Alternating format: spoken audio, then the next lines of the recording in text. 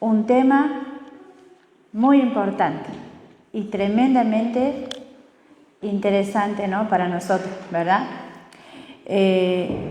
¿Alguien se aprendió el versículo de memoria de esta semana?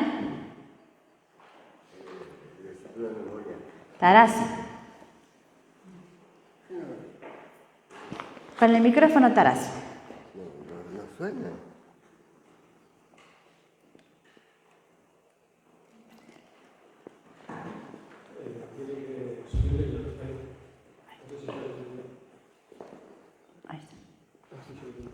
Ahí Taracio nos va a decir de memoria el versículo de memoria. Dice el capítulo de memoria para hoy, dice Dios, pueblo mío, ¿en qué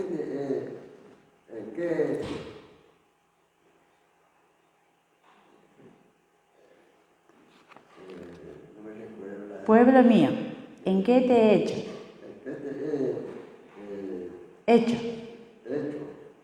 ¿O qué Te he fatigado? Dice la palabra. Porque responde. yo te hice subir de la tierra de Egipto, de casa de siervo, te redimí.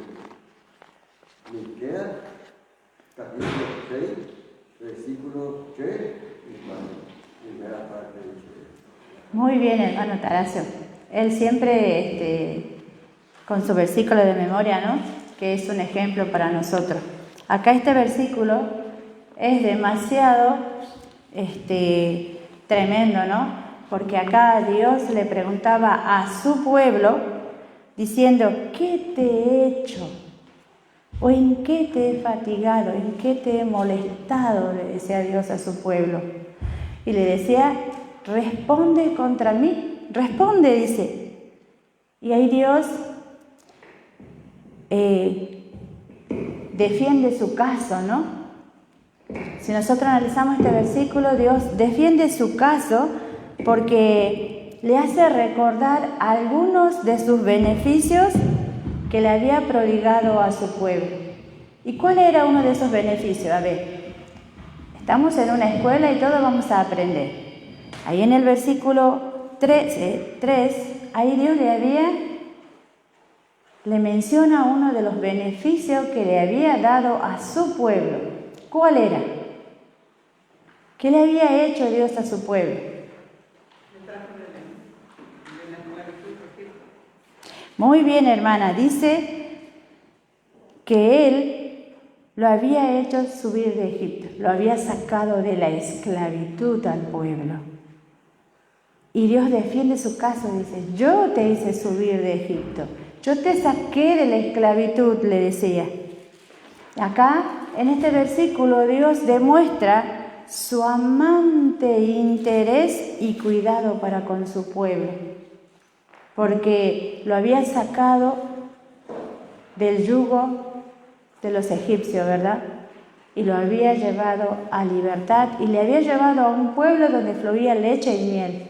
Acá vemos cuán grande es el amor de nuestro Dios. Bien, miren la cita, que es tan hermosa, la cita del día sábado. Dice, ningún padre terrenal suplicó con tanto fervor en favor de un hijo errante como aquel que nos creó suplica al transgresor. Acá hay varias madres y hay varios padres.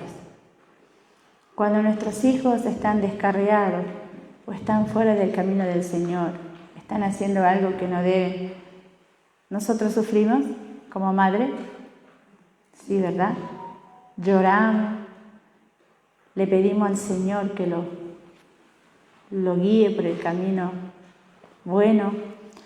Y nosotros como madre, ¿le rogamos a nuestros hijos que dejen el mal camino? Hasta lloramos delante de ellos, ¿verdad? Diciéndole que se vuelvan de sus malos caminos. Pero dice que ni aún nosotros hemos suplicado de tal forma como lo hace Dios con nosotros. Ningún ser humano llegó a suplicar tanto como lo hace Dios. Dice, suplicó con tanto fervor.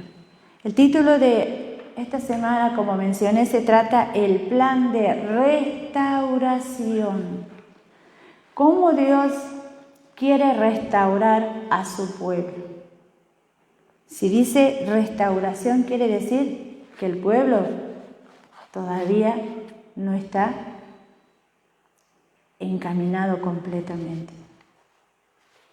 No porque Dios no sepa, sino porque el pueblo es el que no quiere seguir los caminos del Señor. Bien, vamos a buscar Segunda de Reyes, capítulo 16, versículo 2 al 4, y vamos a pedirle a nuestro hermano Carlos si puede leer. Segunda de Reyes 16, 2 al 4.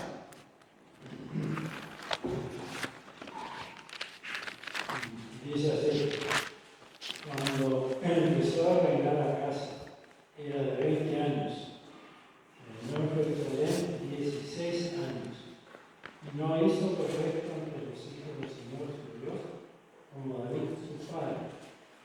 Antes anduvo en el camino de los reyes de Israel, y aún pasó por el fuego a su hijo, según las abominaciones de la gente que el Señor había echado ante Israel.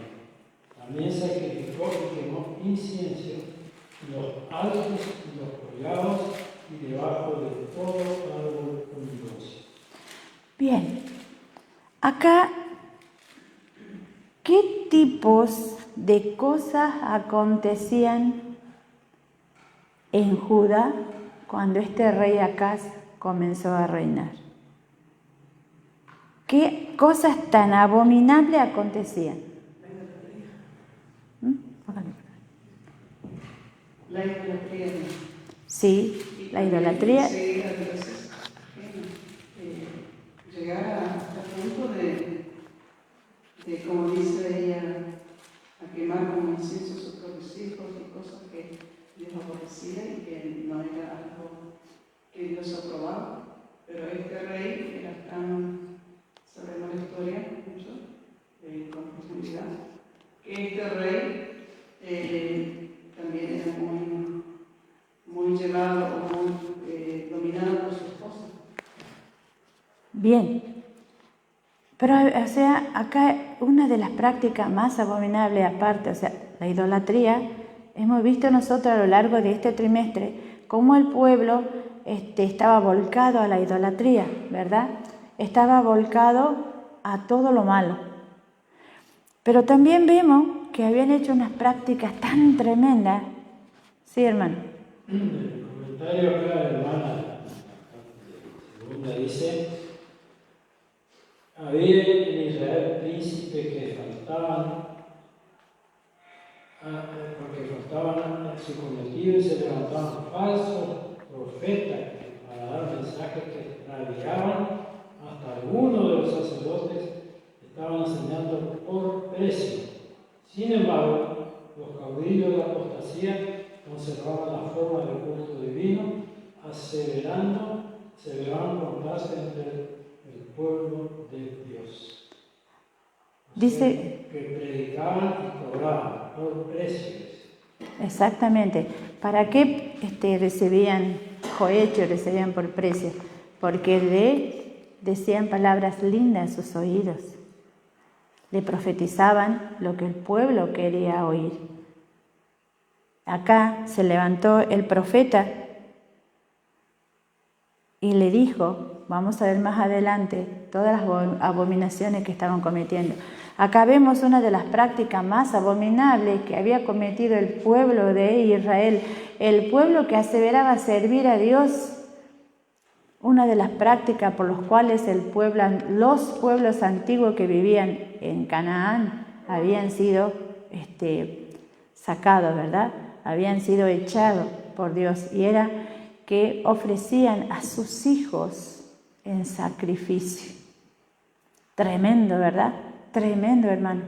Porque ustedes se imaginan en este tiempo que sus propios padres sacrifiquen a sus hijos. Sí, y existe. Siempre lo existió. Miren lo que dice. Estas abominaciones eran comunes en Palestina. A los israelitas les estaba prohibido practicar este rito bajo pena de muerte. Dios le había prohibido a su pueblo. Pero ellos, como leyó el hermano la cita, ellos mantenían, por así decir, el disfraz de la religión y detrás de ello cometían estas prácticas tan aberrantes. Nosotros vemos un detalle. Este rey era el rey Acaz. ¿Y de qué reino era? Del linaje de David. Del reino de Judá. Muy bien, del reino de Judá. ¿Se acuerdan que estaban divididos Israel y Judá? El rey del norte y el rey del sur, ¿se acuerdan? Bien. Y antes de este rey Acaz, la mayoría, si nosotros leemos la historia, la mayoría habían hecho lo recto ante los ojos de Jehová. Este rey, se menciona acá, que hacía estas prácticas, y también menciona a otro rey, a ver si alguien se acuerda. Eran 2 reyes que menciona la Biblia que ofrecían a sus hijos en sacrificio a los dioses. ¿Se acuerdan el otro rey que hizo lo malo ante los ojos de Jehová? Así dice la Biblia. El rey Manasés. El rey Manasés. Vamos a ver ahora el versículo de Jeremías capítulo 7, versículo 30 al 34. Le vamos a pedir a nuestra hermana Adelia, si puede leer, ahí está el micrófono. Vamos a ver para recalcar. 7, 30 al 34. Y hermana Eva, usted puede buscar Salmo 106, 37 y 38.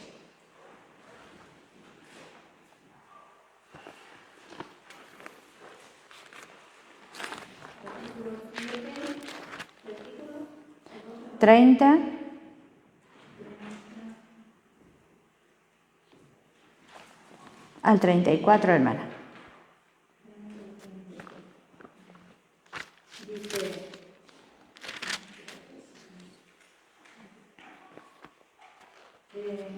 porque los hijos de Judá han hecho lo malo ante mis ojos, dice Jehová. Pusieron sus abominaciones en la casa sobre la cual fue invocado mi nombre, mancillándola. Y han edificado los lugares altos de Tofet,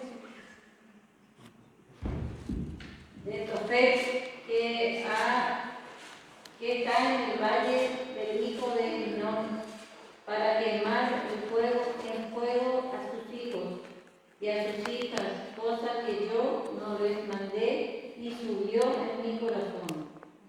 Por tanto, he aquí vendrán días, ha dicho Jehová, en que no se diga más Tofet, ni valle del hijo de Hinnom, sino valle de la matanza, y serán enterrados en Tofet, por no haber lugar. Y serán los cuerpos muertos de este pueblo para comida de las aves de los cielos y de la bestia de la tierra, y no habrá quien las espante. Y haré cesar de las ciudades de Judá y de las calles de Jerusalén la voz de gozo y de la voz de alegría, la voz del esposo y la voz de la esposa, porque la tierra será desolada. Ya vamos a analizar estos versículos. Hermana, ¿puede leernos Salmo 106, versículos 37 y 38? 27, 38, dice así. Salmo 106. Y derramaron la sangre inocente, la sangre de sus hijos y de sus hijas, que ofrecieron en sacrificio a los ídolos de Canaán. Y la tierra fue contaminada con sangre. ¿El 39? 38. Entonces, repito la lectura para que sacrificaron sus hijos y sus hijas a los demonios. El 37. Y derramaron la sangre inocente, la sangre de sus hijos y de sus hijas, que ofrecieron en sacrificio a los ídolos de Canaán, y la tierra fue contaminada con sangre. Eso sería la... Bien, acá volvemos a remarcar lo que estaban haciendo el pueblo de Israel. Dice algo muy aberrante. El hermano leyó un pedacito de la cita del día donde él dijo que había en Israel príncipes que faltaban a su cometido. Se levantaban falsos profetas, ¿verdad? Vimos que estos sacrificios estaban haciendo el pueblo de Israel. Pero algo más aberrante todavía, porque en el versículo que leyó la hermana, dice que ellos, dice en el versículo 30, pusieron sus abominaciones en la casa sobre la cual fue invocado mi nombre. ¿A dónde ofrecían los sacrificios de los niños? ¿Hasta dónde había llegado el pueblo? ¿Hasta dónde, hermano? Hasta el templo de Jehová. Esos sacrificios no eran ofrecidos en cualquier lugar. El pueblo lo estaba ofreciendo en la casa en la cual fue invocado su nombre, el templo. Hasta dónde habían llegado las tinieblas morales del pueblo de Dios. Hasta dónde tenían su mente tan entenebrecida que creían que estaban rindiéndole culto al verdadero Dios. Pero no lo hacían. Y después, en el versículo del Salmo, dice que ofrecieron sus niños, ¿a quién? Dice, sacrificaron sus hijos y sus hijas, ¿a quién? A los demonios, hermanos. A ellos estaban ofreciendo. Y decían rendirle culto a Jehová. Se escondían detrás de esa máscara. Este pueblo había cometido esas grandes abominaciones. Cuando se levantaban los falsos profetas, que eran pagados, que eran comprados por el pueblo, era porque no querían escuchar lo que a ellos les iba a venir. Pero acá el profeta se levantó. Y miren lo que dice. Volvamos a leer lo que leyó la hermana. Dice, por tanto, he aquí vendrán días, ha dicho Jehová, en que no se diga más Tofet ni valle del hijo de Hinón. Después en el 33 de Jeremías 7:33 dice así, los cuerpos muertos de este pueblo serán comida ¿para quién? Para las aves del cielo, dice, y de las bestias, y no habrá quien las espante. ¿Por qué iba a pasar esto? Iba a ser una matanza, pero tan grande, hermano, que los pocos que quedaban vivos no iban a alcanzar para enterrar a todos esos muertos. Miren hasta dónde. ¿Ustedes creen que Dios fue el que hizo eso? No. Era consecuencia de su propio mal. Y Dios le estaba diciendo lo que le iba a pasar a ese pueblo si seguía en desobediencia, si seguía por ese camino. Ellos habían quemado en la casa de Dios, habían profanado su santo templo con todas sus abominaciones. Estos cuerpos de estos que habían hecho estas abominaciones iban a ser comidos por las aves porque no iba a haber quien los espante. A veces nosotros podemos pensar que esto no se va a volver a cumplir, pero saben que sí. Muy pronto, hermano, cuando empiecen a pasar todos los desastres en esta tierra, va a haber tantos muertos que no va a haber quien los pueda enterrar tan pronto. Ustedes saben que este culto que ofrecía este pueblo que se decía adorar al verdadero Dios era parte del culto idólatra de varios pueblos que habían sido echados de Canaán. Los fenicios, los moabitas, los amonitas y muchos otros pueblos cometían estas horribles y tremendas abominaciones a Dios. Y fue adoptado por este rey Acaz y por el rey Manasés. Nosotros no podemos estar haciendo estos sacrificios tan abominables, pero a veces sí podemos traer cosas abominables a la casa de Jehová. Celos, envidia, resentimientos, también son abominaciones a los ojos de Jehová. Pero el Señor acá nos habla a lo largo de esta semana de una restauración. Dios quería restaurar a su pueblo. Dios quería que su pueblo se vuelva de sus malos caminos. Por eso levantaba profetas. Por eso el Señor le amonestaba diciéndole qué es lo que le iba a pasar si ellos no se volvían de sus malos caminos. Hemos visto las semanas anteriores donde la historia de Jonás, ¿verdad?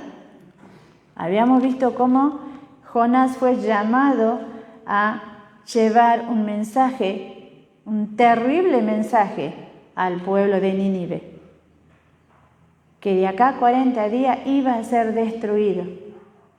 ¿Y fue destruido ese pueblo? No.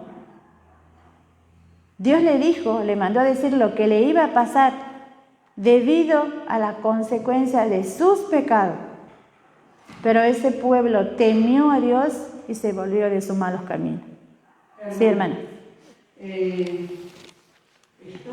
tan difícil creer muchas veces cuando este amor es tan grande, tan inmensurable, que hasta dudamos de ese amor, porque es tan grande la magnitud de su regalo, de su perdón, de su gracia.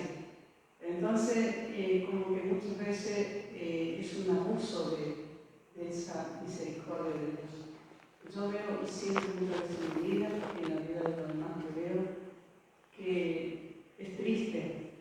Estos fueron escritos en el pasado, pero hoy vemos en el presente, hermano, dentro de la iglesia, vemos hermanos, y me involucro yo también, porque hay momentos que priorizamos otras cosas, dedicamos más tiempo a otras cosas vanas de este mundo y nos abocamos tanto a nosotros mismos y estamos ahí en nosotros mismos y no pensamos en ese inmenso sacrificio que ha hecho Jesús por su misericordia, por su gran misericordia que Dios entregó a su propio Hijo que nos amó para quitarnos estos dolores de este mundo, de estos tiempos y en la antigüedad también que ya había esas promesas que estaban. Y hoy digo porque por fe y por testimonio de que nos olvidamos, porque la madrugada estuve meditando mucho en eso y digo, Señor, tengo que estar cantando en esta hora, no esta mañana. Y me puse a cantar y a leer y a alabar a Dios. Y amén, hermana. Es hermoso cuando el Espíritu Santo nos hace recordar de dónde nos sacó. Así es. ¿Sabe, hermana? Hay una cita en Evento de los Últimos Días donde nos aconseja a nosotros, dice, todos los días, 1 hora por día, leer la vida de Cristo y especialmente las últimas horas de vida que tuvo acá. Todo el sufrimiento que tuvo. Antes de morir Cristo, lo abofetearon, lo humillaron, lo insultaron, lo escupieron, se le burlaban, lo azotaron. ¿Qué no le hicieron? Y a veces nosotros, por palabras o por a veces hechos, nos ofendemos. Que humanamente, escuchen bien, humanamente tendríamos razón en enojarnos, humanamente. Pero nosotros tenemos que dejarlas pasar. Primero meditar, ¿para qué el Señor permitió o por qué vino? A veces nos ofendemos Pero a veces no nos ofendemos con el hermano o con una persona X, sino con el Señor, con Él, porque no queremos saber nada. A veces nos pasan cosas en nuestros hogares, puede haber un problema justo el día viernes y nos ponemos tan mal, nos desanimamos tan mal, que al otro día, ¿qué pasa con nosotros? No quiero venir a la iglesia, me siento mal. Pero ahí es cuando debemos asirnos de la mano de Cristo, precisamente porque estoy mal. Sí, hermano, ya le doy. Por eso dice que debemos meditar 1 hora todos los días para ver lo que Él sufrió por mí. Y yo, ¿quién soy yo para no pasar esta prueba? Y ahí nomás ya, como se dice, tirar la toalla. No, al contrario, debemos ver todo lo que Cristo pasó por mí. Y ahí veo su inmensurable amor, como lo estamos viendo acá ahora con su pueblo. Sí, hermano. Yo siempre en mi oración personal le digo, Señor, quiero reconciliarme contigo y reconciliarme con mis hermanos. Amén. Y si hay alguna diferencia, porque no todos somos iguales, le pido a Dios, aunque me hayan ofendido, ir a pedir perdón yo. Así es, Porque hermano. hay tanta contienda dentro del pueblo de Dios. Porque muchas veces uno no quiere dar el primer paso y espera que el otro venga a decir, perdóname. Así es. Y nosotros queremos ir al cielo. Yo anhelo con todo mi corazón ir al cielo, todo lo que estamos acá. Así es, por eso estamos acá, hermano. Tenemos que arreglar nuestra diferencia aquí, mientras tengamos vida. Así, Porque mientras haya oportunidad. El hecho de que nos tomamos con rencor o con odio contra una persona, hermano, con la esposa, yo voy a decir que no voy a tener participación de ella en el reino de los cielos. Lo digo esto, hermano, porque si no hay unidad en el pueblo de Dios, va a haber siempre contienda. Así es, hermano. Arrodillarnos, pedir a Dios, hablo yo por experiencia propia, y quiero andar bien con todos. Primero, con mi Dios Todopoderoso, con mi hermana y con mi hermano. Le pido a Dios siempre, porque hay cosas en la vida que no nos gustan en las actitudes de nuestros hermanos, pero me olvido qué condición estoy yo. Exactamente. Entonces, yo oro mucho. Nosotros estamos viviendo acá momentos sumamente solemnes, difíciles. Cada uno de nosotros tiene pruebas tremendas, pero debemos pedir que Dios y el Espíritu Santo nos ayude.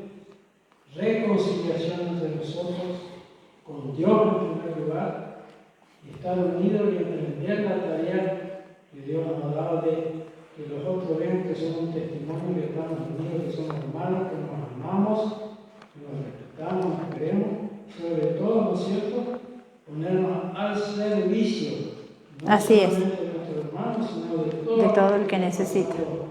alguna necesidad, con los medios que tenemos. ¿Sabe qué? Discúlpeme que me exprese así, pero lo que yo siento en mi corazón. Sí, hay una cita de la profeta donde dice que siempre debemos pensar del hermano que es mejor que nosotros. Siempre debemos pensar eso. Y a veces es difícil, pero con la ayuda del Señor, poniendo a Cristo en primer lugar y tomando su ejemplo, sí lo podemos hacer. Bien, hermano, vamos a pedirle acá a nuestra hermana Silvia si puede leernos Miqueas 1, 1 al 5, y al hermano Nicolás, Miqueas capítulo 2, 1, 2 y 7.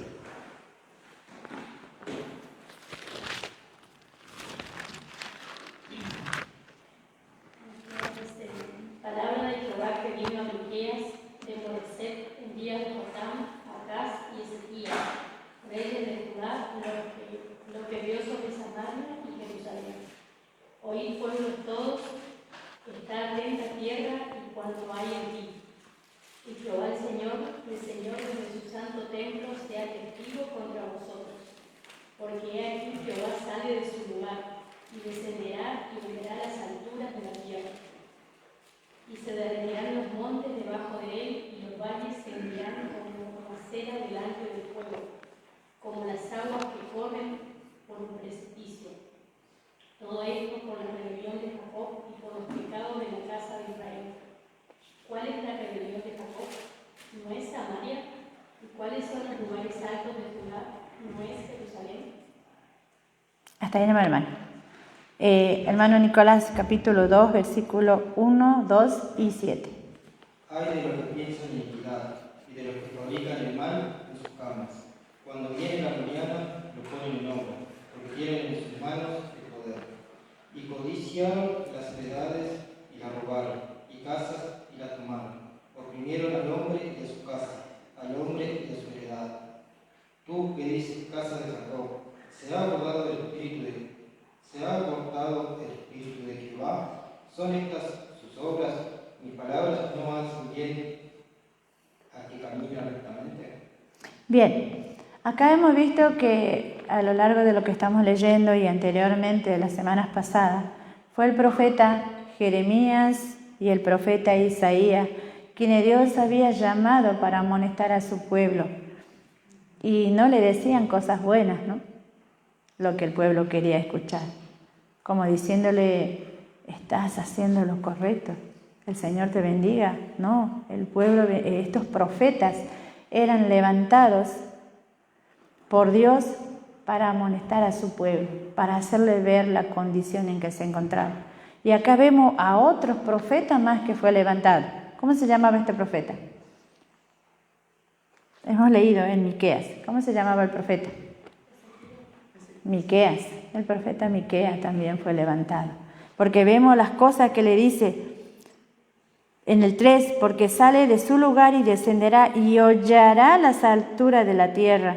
Se derretirán los montes de debajo de él y los valles se hendirán como la cera delante del fuego. Y siguen mencionando los castigos que iban a venir sobre el pueblo. También en el capítulo 2 dice, ay de lo que en sus camas piensan iniquidad y maquinan mal, porque cuando llega la mañana lo ejecutan. Acá vemos otro profeta que sin miedo amonestaba a su pueblo. ¿O acaso a algunos de nosotros nos gustan cuando nos señalan lo malo que hacemos o lo que somos? Nos molestamos muchas veces, ¿verdad? Porque no nos gusta que nos señalen y nos digan, estás haciendo esto, vos te has equivocado, o estás haciendo lo malo, o hiciste esto antes y ahora mira, no nos gusta, ¿verdad? Acá Dios había levantado a este profeta también, y así suscitaba profetas a lo largo de los tiempos, porque amaba a su pueblo. El decirle las cosas malas que hacía el pueblo, las abominaciones, la idolatría en que vivían, era porque lo amaba y querían que se vuelvan de sus malos caminos.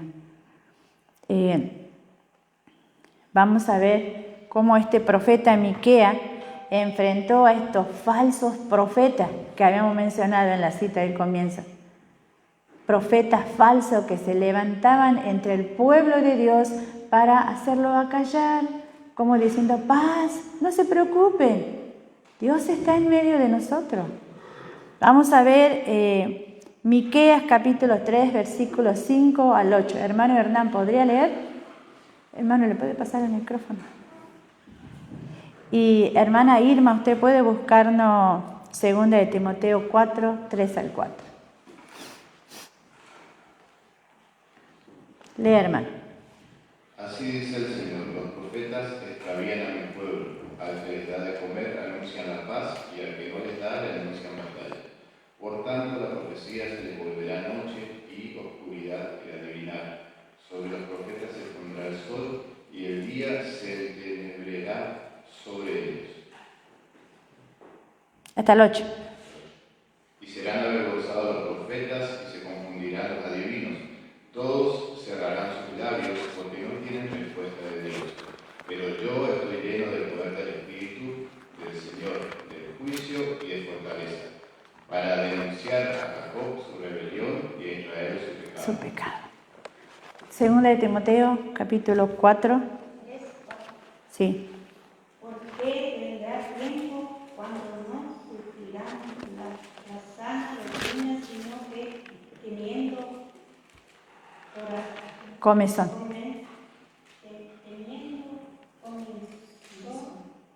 Comenzó de huir de amontonarán maestros conforme a sus propias concupiscencias y apartarán de la verdad el odio y se volverán a las fábulas. Sí, está el 4.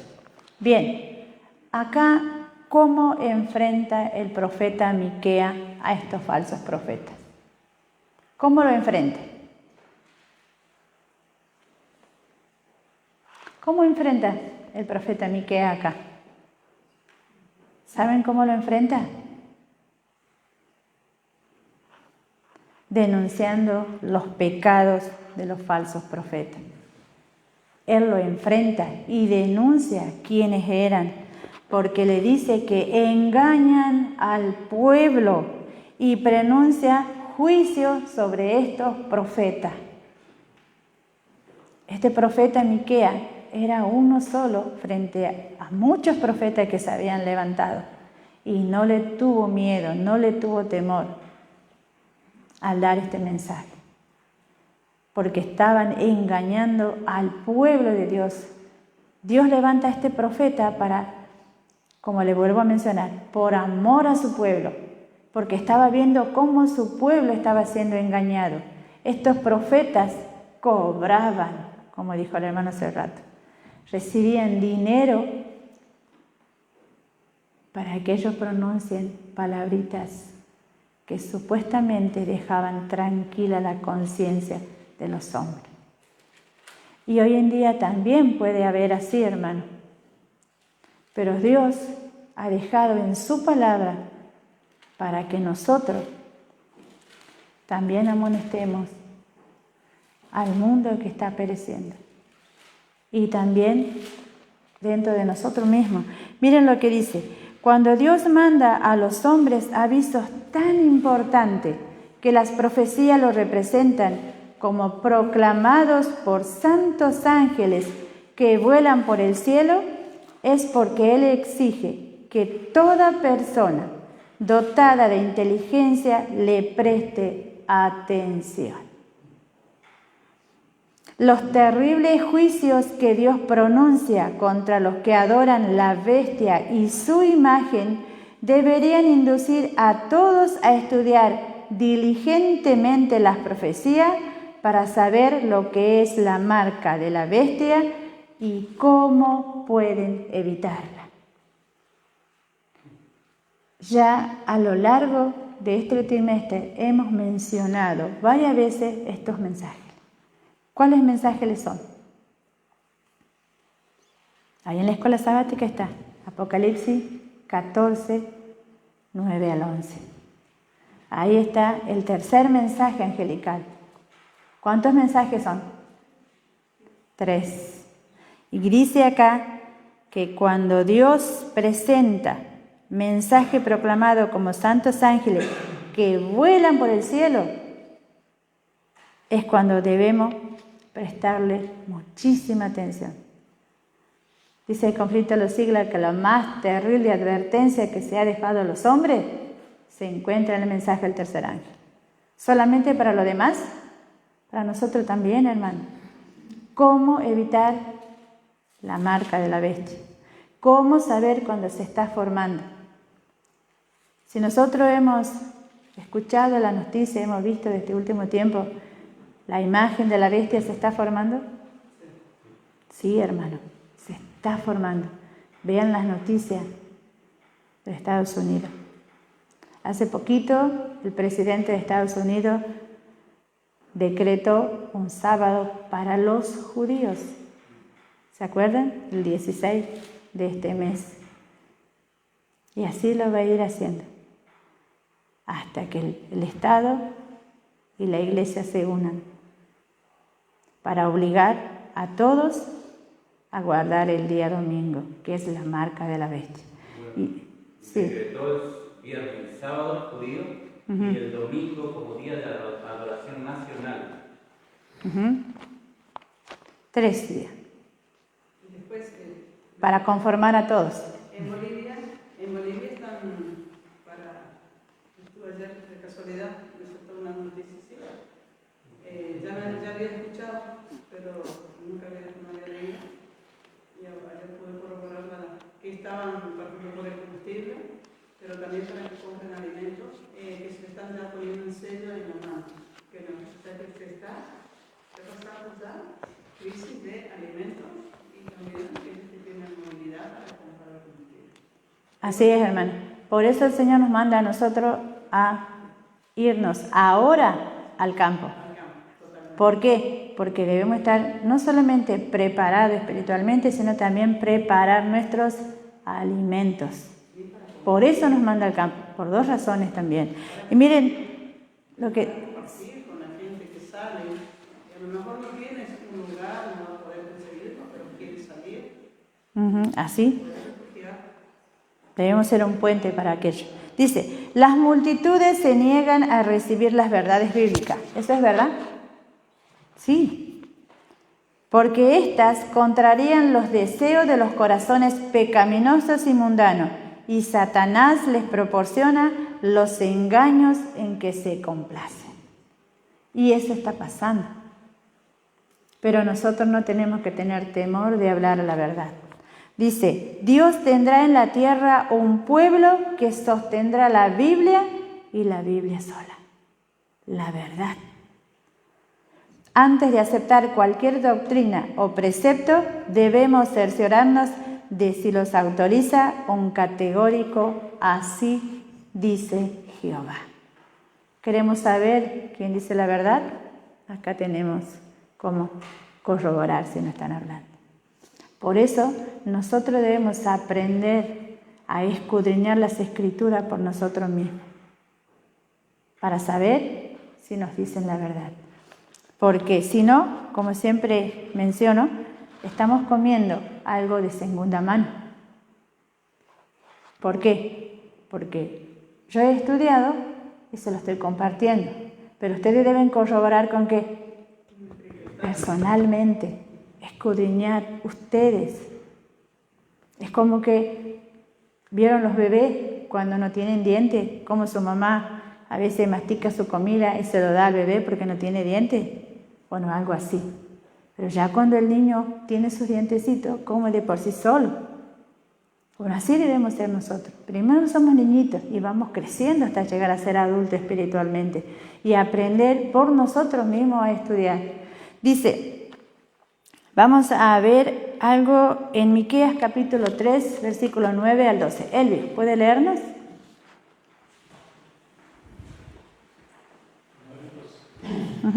Oíd ahora esto, jefes de la casa de Jacob y capitanes de la casa de Israel, que abomináis el juicio y pervertís todo el derecho, que edificáis a Sion con sangre y a Jerusalén con injusticia. Sus jefes juzgan por cohecho y sus sacerdotes enseñan por precio y sus profetas adivinan por dinero y se apoyan en Jehová diciendo, no está Jehová entre nosotros, no vendrá mal sobre nosotros. Hasta ahí nomás. Acá vemos otros pecados más que denunciaban contra el pueblo. Decían, edificáis a Sion con sangre, pervertís el derecho, abomináis el juicio. Sus jefes juzgan por cohecho, dice. Sus sacerdotes enseñan por precio. Todos estos pecados había entre el pueblo de Dios.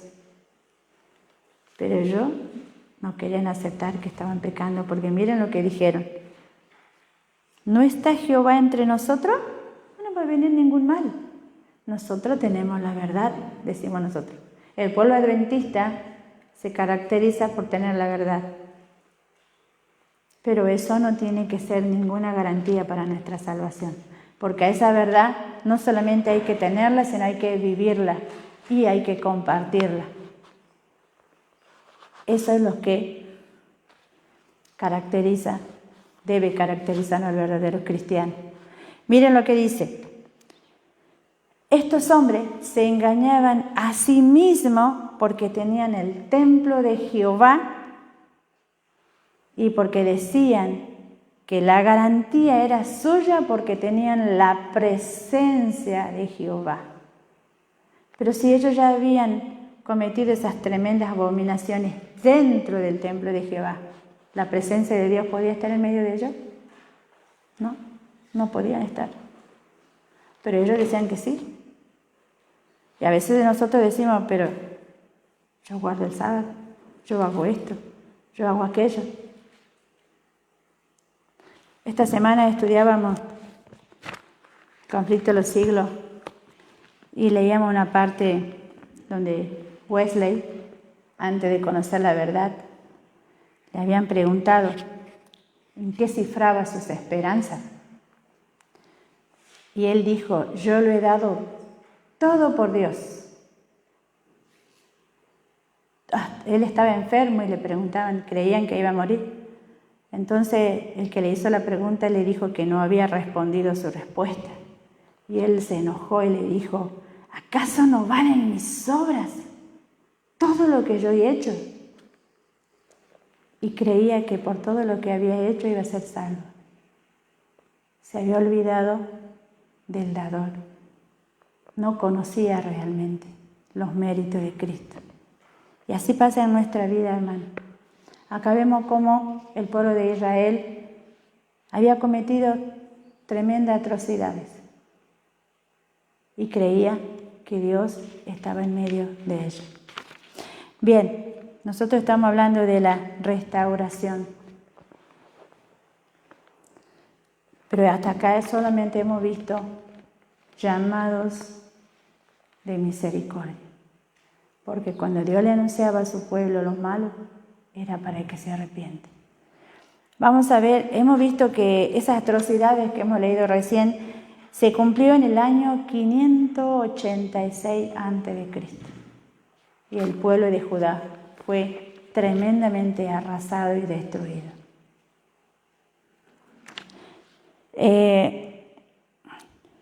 Miren,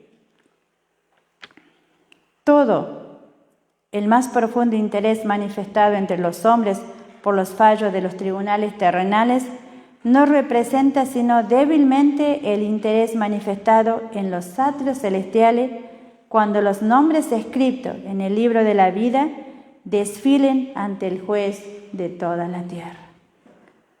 El divino intercesor aboga en favor de todos los que han vencido por la fe en su sangre, para que se les perdonen sus transgresiones, a fin de que sean restablecidos en su morada edénica y coronados con el coheredero del señorío primero. ¿Por qué leo esta cita? Porque el Señor había llamado a su pueblo al arrepentimiento. Y cuando su pueblo acepta su condición donde está, se vuelve de sus malos caminos, reconoce su debilidad y su condición, Dios intercede y aboga ante el Padre. A mí me encanta la cita que está en Primeros Escritos cuando dice que Cristo dice, mi sangre, Padre, mi sangre, cuando aboga por nosotros, cuando nosotros nos humillamos ante Él, pedimos perdón y queremos ser cambiados y transformados. Y ahí comienza nuestra restauración, donde yo reconozco, me humillo y quiero empezar algo nuevo en Cristo. Vamos a ver, ya para ir terminando, ¿verdad? Miqueas capítulo 5, versículo 1 y 2.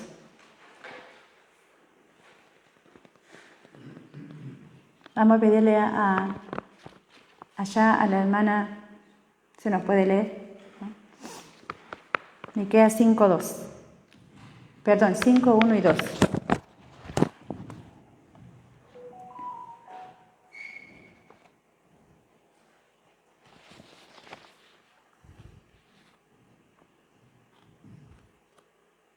Reúne tus tropas, hija de guerreros, pues nos han sitiado. Con vara herirán la mejilla del juez de Israel. Pero tú, Belén Éfrata, pequeña entre los millares de Judá, de ti saldrá el que será Señor en Israel. Sus orígenes son desde el principio, desde los días de la eternidad. ¿Cuándo se cumplió esta profecía, hermano? Nacimiento de Cristo. En el nacimiento de Cristo. Esta profecía se cumplió cuando nació Jesús. Porque dice, pero tú, Belén, Efrata, pequeña para estar entre la familia, de ti saldrá, ¿quién dice? El que será Señor en Israel. Y sus salidas son desde el principio. La profecía de Miquea, escuchen bien, señalaba el lugar del nacimiento. ¿A dónde iba a nacer Cristo? En Belén. Y también la profecía del profeta Daniel señalaba el tiempo en que iba a nacer. El pueblo de Dios tenía el deber de saber el tiempo de cuando estas profecías se iban a cumplir. Dios había dejado escrito dónde y cuándo iban a ser. Así nosotros también, Dios ha dejado revelar en su palabra todos los acontecimientos que van a suceder antes de su regreso. Las señales que nos anuncian cuando Él ya está pronto a regresar. Nosotros estamos en tiniebla, podemos decir que no tenemos cómo conocer el tiempo de la segunda venida de Cristo. No. Nosotros sabemos, hermanos, que en el año 1844, el 22 de octubre, ¿qué comenzó? El juicio investigador por los muertos, que se está juzgando, dice, desde el justo Abel en adelante. Pronto va a comenzar el juicio por nosotros. Cuando sale la ley dominical se traza la línea de demarcación entre lo que sirven a Dios y no le sirven a Dios.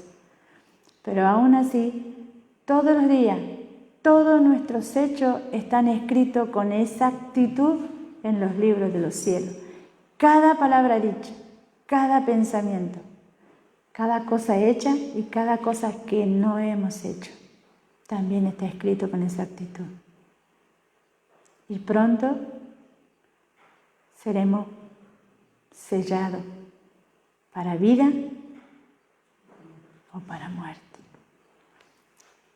Nosotros no podemos decir que estamos en tinieblas, hermanos. ¿Cómo? Podemos decir, hermana, que para vivir eternamente con Dios, una separación con la eternidad del Señor, pero no por su voluntad, sino por nuestra voluntad propia. Decía de que la decisión siempre la tomamos nosotros, porque Dios es un Dios de amor. La vida y la muerte para mí es la decisión que yo debo tomarla, como Dios dice, acá tenés la vida y acá está. Está la vida y está la muerte. Dios nos ofrece la vida eterna y esa es la mejor, pero muchas veces nosotros no queremos y estamos ahí queriendo caminar con los pies separados, digamos, las piernas separadas en dos caminos. Y esa es la parte más difícil porque los caminos siempre en vos, muchas cosas debemos dejar. Y cuando el enemigo ahí es donde debemos clamar a Dios, cuando el enemigo quiere y actúa porque está desesperado. Y son cosas, en estos tiempos, en lo personal me doy cuenta, como usted estaba hablando de los hijos, esas cosas, cómo el enemigo está trabajando también en los hijos. Hay cosas verdades, hay cosas que no son verdades. Y como así los profetas falsos que venían y convencieron al Hijo de Dios y le desviaron, pues también hay muchísimos hermanos y ojo que podemos ser nosotros mismos también, si no estamos escudriñando la palabra del Señor y no vivimos día a día esa vida, esa perseverancia de mirar a Jesús y caminar de la mano de Él, si tropezamos, levantarnos y no quedarnos ahí quejándonos porque creemos que nosotros podemos hacer la obra por nosotros mismos, sino de Jesús el que nos sostiene y todo lo que se ha hecho, lo que Él ha hecho Él, ha hecho para mi salvación, no Así porque necesito. Y eso muchas veces nos olvidamos. Ujú. Así es, mire lo que le pasó, lo que estábamos mencionando y usted lo que menciona, dice, su ignorancia era el resultado de culpable descuido. Si el pueblo no supo cuando Cristo venía y dónde, fue porque fue un descuido. La ignorancia que tuvieron fue un descuido de ellos. Y a nosotros nos puede pasar lo mismo. Si yo no estoy sabiendo el tiempo en que estoy viviendo ahora, hoy, si nosotros nos hacemos preguntas, ¿en qué tiempo estamos viviendo ahora? Capaz que ni siquiera lo sabemos. Ya estamos a los umbrales de las puertas, hermano. A veces decimos, Cristo ya viene. ¿Cuántos de ustedes creen que Cristo ya viene? Ya, ¿verdad? Pero es inminente su venida. Y las cosas que van a suceder antes, entonces están todavía más cerca. Y es cuando debemos estar preparados para poder soportar todos los acontecimientos que van a venir antes de la venida de Cristo y poder llegar a decir, este es nuestro Dios, le hemos esperado y Él nos salvará. Pastor, ¿me avisa? Bien, ya leemos esto nomás y dice, los seguidores de Cristo son enviados al mundo con el mensaje de paz. Quien quiera que revele el amor de Cristo por la influencia inconsciente y silenciosa de una vida santa, quien quiera que insiste a los demás por palabra o por hecho a renunciar al pecado y entregarse a Dios, es un pacificador. ¿Han escuchado? Dice, aquel que por su influencia inconsciente y silenciosa. Hasta de esa forma podemos ser una influencia buena para que el dulce sabor de Cristo los envuelve, la fragancia de la vida y la belleza del carácter revelan al mundo que son hijos de Dios. Ojalá estos atributos estén en nosotros, ¿no? O sea, la fragancia de la vida y la belleza del carácter revelan al mundo que son hijos de Dios. Bien, esto es lo último que vamos a leer. Vamos a ver el último versículo para ir terminando. Miqueas capítulo 6, versículo 2 al 5. Vamos a pedirle a Ezequiel, ¿se nos puede leer? Y terminamos.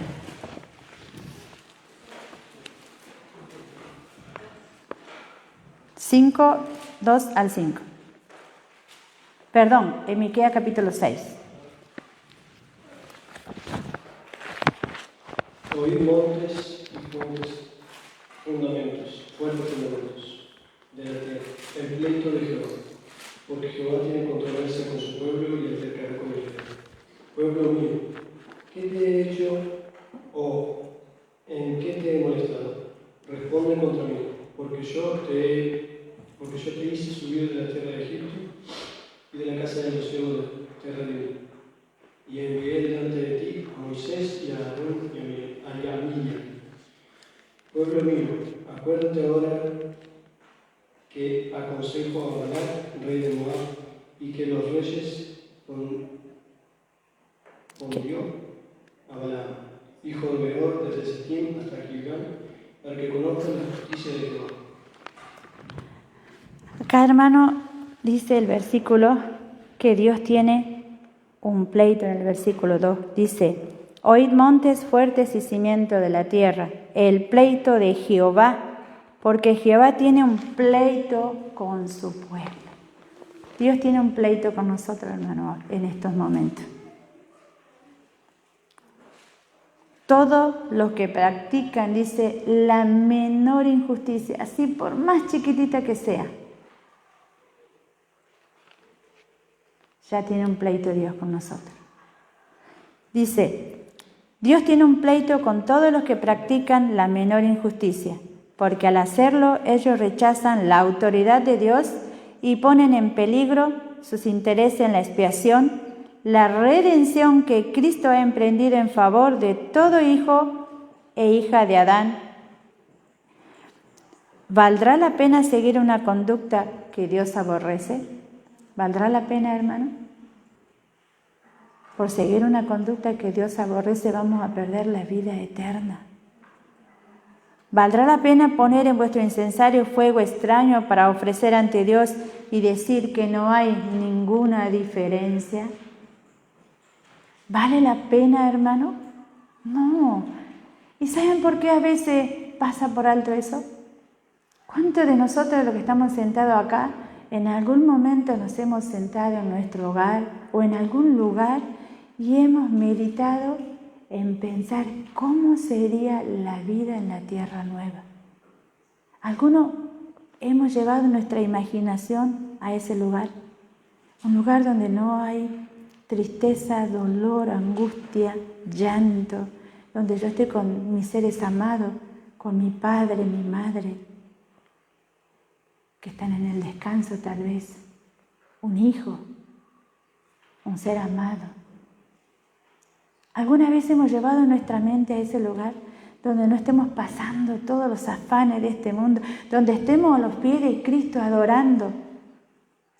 A veces con mi niño, cuando estamos estudiando, ellos se imaginan, dice, volando. Hay una cita en Verdad sobre los Ángeles donde dice que los niñitos van a tener sus alas, van a volar hasta lo más alto de arriba, hasta la punta del... ¿Hemos imaginado eso, hermano?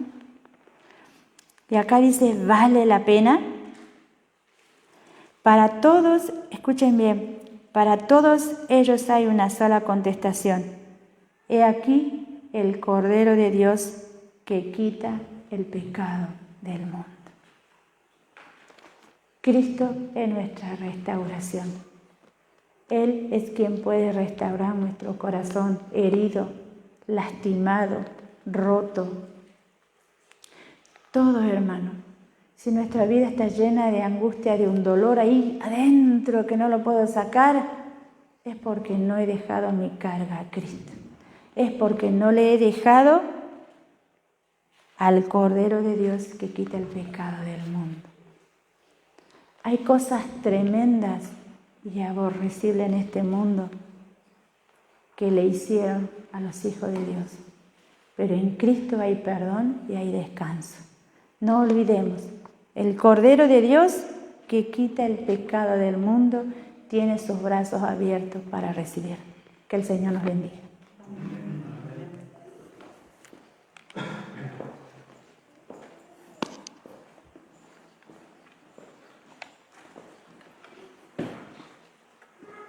Muy bien, hermanos, vamos a dar entonces a esta lectura sabática, donando